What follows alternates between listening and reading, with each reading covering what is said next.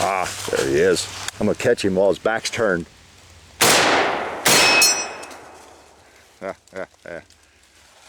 He's acting like he's okay, but he's not.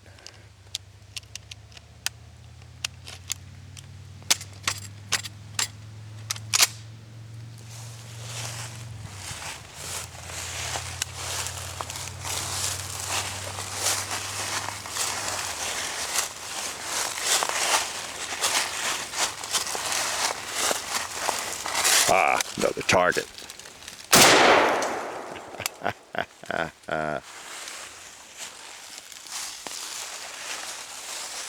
You can tell we're in our trusty woods with our trusty Garand, doing a little water jug hunting, kind of like an Easter egg hunt for adults. Come on, join us. Ooh, there's a pretty red one.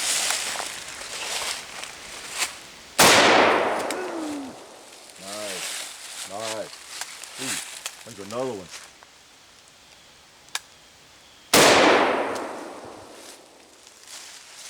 And look what else I see down there.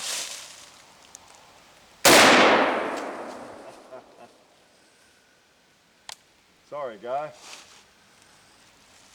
Yeah, let's see what else we can find.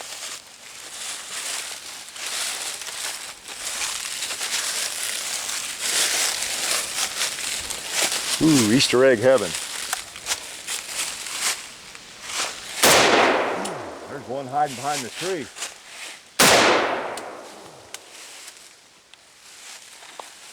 One in front of the tree.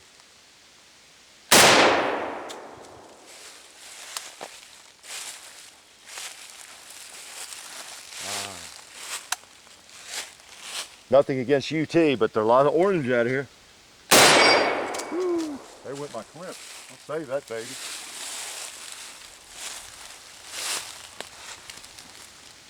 Let's reload this baby. There we go. We got a few more out here. Yeah, there's a couple. There's one right in the sunshine. Let's pop him. Another one. See what else we can find.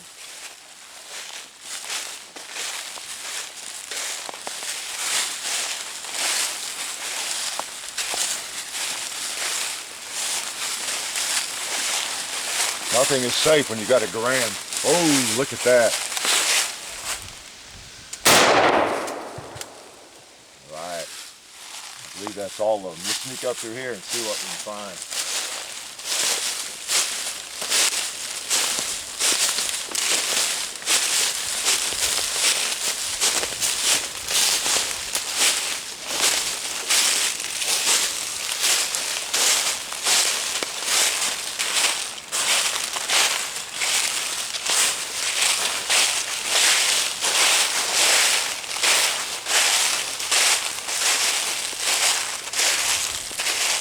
What do you know? It looks like a World War II layout, doesn't it? Huh. How interesting. Well, as you can see, what we're going to do today is give you a little look at the Garand, the old World War II and Korean War warhorse. We brought it out one day just for a little tease on D-Day, the anniversary of D-Day, but wanted to take a little closer look at it. As I always say, I'm not an expert in these, and I'm a bit of a jack of all trades, aren't I? As you can see from my many videos with many different types of firearms, there are many of them that I like. And I like them well enough to own them, to shoot them, and to learn enough about them to hopefully operate them correctly and to appreciate them. You know, and boy, if you don't appreciate a Garand, don't know where your heart is. Because if that's not a piece of Americana, I don't know what is.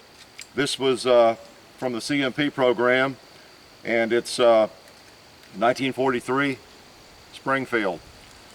And it's, as far as I can tell, all the original parts, the barrel is Springfield marked 43. Did I say 73? 1943. Springfield. The trigger guard is a Winchester, I believe, and it has all the markings. You see a few, looks like a few bayonet digs there, or knife digs on the stock. I guess if those could speak, they might indicate something, who knows. But nice old gun. Been dragged around, possibly Europe, who knows. Dragged around anywhere. Could have been at D-Day, and just don't know. Nice old gun, nice old gun. Every mark on it probably has a story to tell. Functions pretty well. Notice I had a little trouble getting that first clip in and into battery. And I have that trouble, so I think I'm not rough enough with them actually. I think once you get that clip in, you got to just ram it in there. And I'm not that accustomed to that, so I'm a little too gentle with it at times.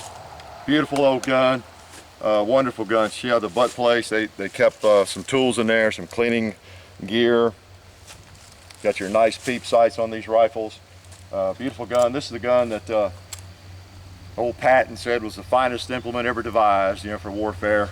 To something to that effect, and he was right at the time. Especially we could argue about whether it would be the finest implement today, but for the time he was pretty much correct. Was invented by John Garand, and that's how he pronounced his name, John Garand. But the rifle is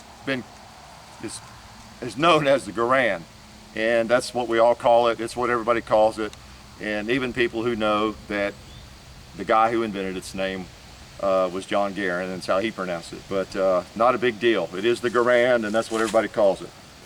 If you don't call it that, that's fine. Everybody I've run into, even experts, tend to call it the Garand. So, beautiful gun, 30-06, if I didn't say that. For those folks who maybe are not that familiar with it, I know this gun is featured in some of the coolest video games, I think, that have been produced in the last 10-15 years.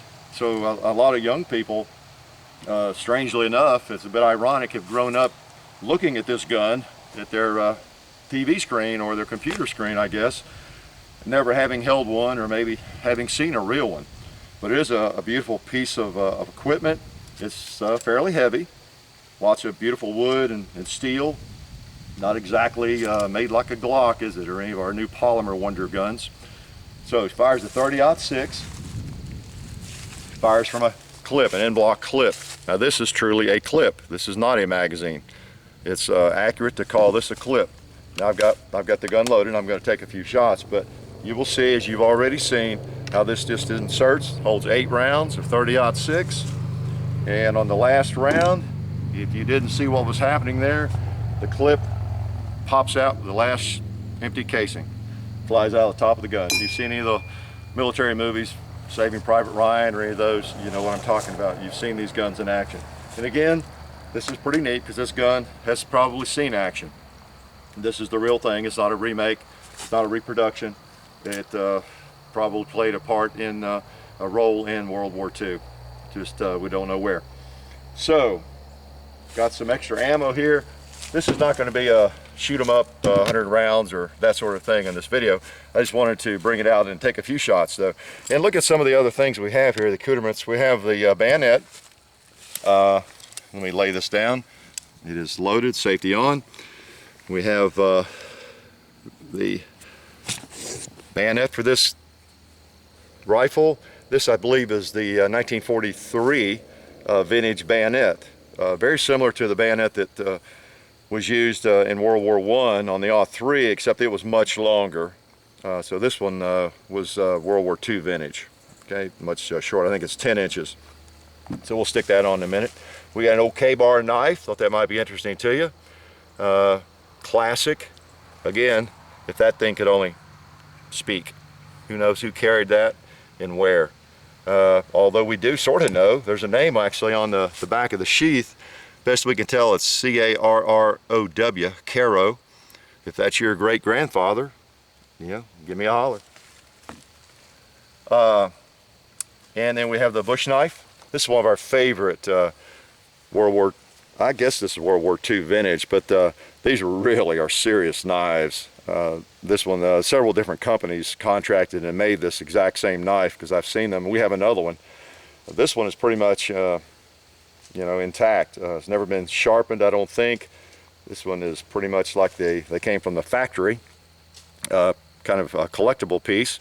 We have another one that someone had taken and just ground the blade down and sharpened it, and man, is it the best real bush knife I have ever had. We've used it around the farm for 10 or 15 years. It's better than a hatchet because it's sharper.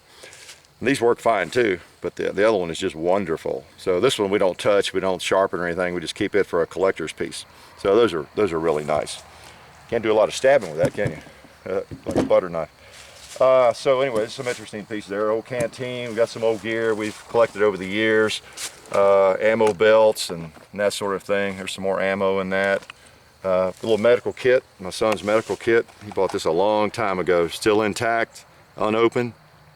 So that's kind of neat. A little World War II piece, holster. And of course you might have noticed I have the old World War II Colt 1911 warhorse. Just feel better with it out here with us today. Help keep the Garand company. And an old new service revolver. Just brought him out, probably won't shoot him, but I think he's 1901, I believe is the date on that one. I have to look him up again, somewhere in that vicinity. So this is some of the stuff that we've collected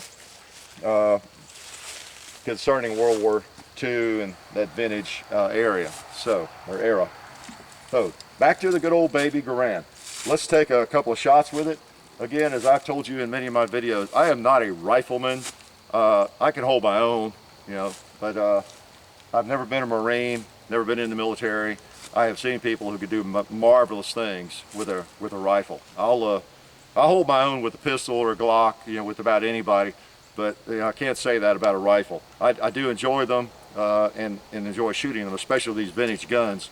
And I love a peep sight like this or a ghost ring. So if I can see it pretty well and it's not out there too many hundreds of yards, I can sometimes hit it. So let's take a couple of shots here just to make the old thing work some more. Let's take a shot at the goat. And got a disc over there. Let's just go for the goat first. Did I ever put my other ear in? Yes, I did. Okay.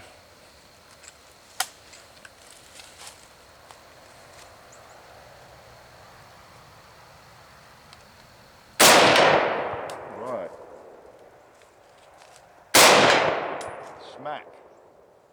Go for the plate.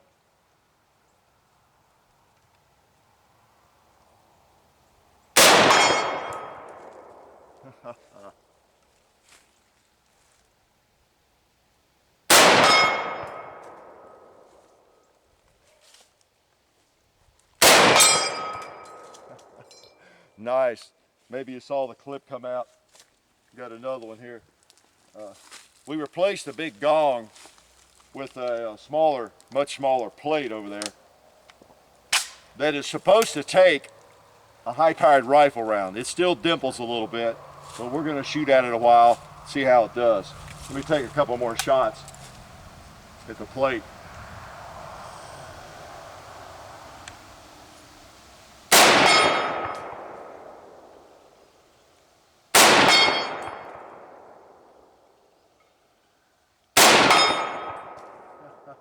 Nice.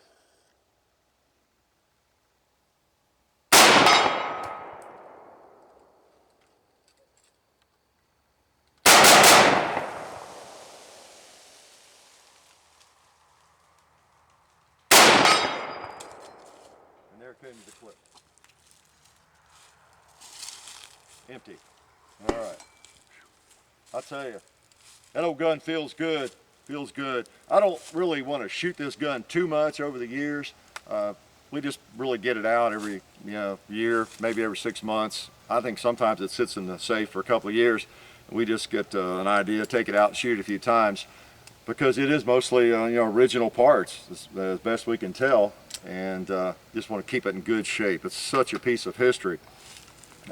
We shoot the M1A more often if we want to shoot something like this. By the way, the M1A, the M14, basically is the Garand improved. It takes the box magazine that holds 20 rounds. They improved the gas system on it and maybe some other things, but not a lot of difference. This gun's kind of neat because you get 8 rounds in it. Let's put one more in. and you don't have the magazine hanging down. You have you know, pretty smooth operation here, so it feels like a hunting rifle in a lot of ways, and you got 8 really powerful rounds. So let's shoot just a little bit more. I'll tell you what we have here. We went to a cow pasture and stole their salt block. We were so mean. Now, I've never shot a salt block, but you know, one of the things we like to do around here is just shoot something different that we've never shot before. So I don't know what's going to happen, but you're going to find out at the same moment we find out. We're going to stand back a little bit. We might even back up just a little bit here, because it's heavy. That salt block weighs 50 pounds. Some of you farmers watching this, you might already know what's going to happen. Hopefully it's nothing dangerous. But it is a salt block we have our eyes on, and I don't know, 8 rounds might not do anything to it, or it might just blow up with one. So let's find out. 30-06 could be the first time in history anybody has ever shot a salt block with a 30-06, certainly with a Garand. All right, we'll try to catch him about the middle, see what happens.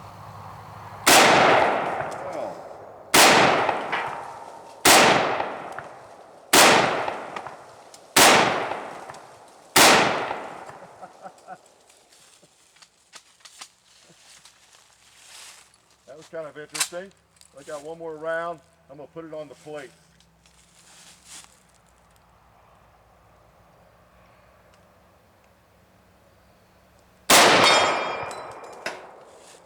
I'm glad I hit that because that was my last bullet. That was kind of interesting. It looked like a snowman breaking up there, didn't it? Okay, so M1 Garand. You see what it looks like empty. I'm not sure we've gotten a close-up of that. Right where the end block clip slips down into there, and fairly simple, ingenious design. Now it's easy to say that now that John Garand came up with it, isn't it? So beautiful old gun, lots of history, and before we go, we do want to show you what it looks like if you're going to go deer hunting. You definitely want the bayonet on it. You know, we'd be remiss if we didn't show you that. So nice old original bayonet for the gun. We probably should have had that on while we were creeping through the woods, because you never know when one of those colored water bottles is going to attack. But the complete package with the bayonet. Take that off. The barrel's pretty warm.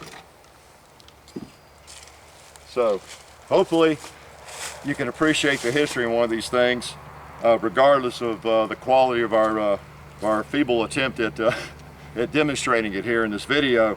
Beautiful old piece of history, 30-06 M1 Garand, adopted by the United States military in 1936.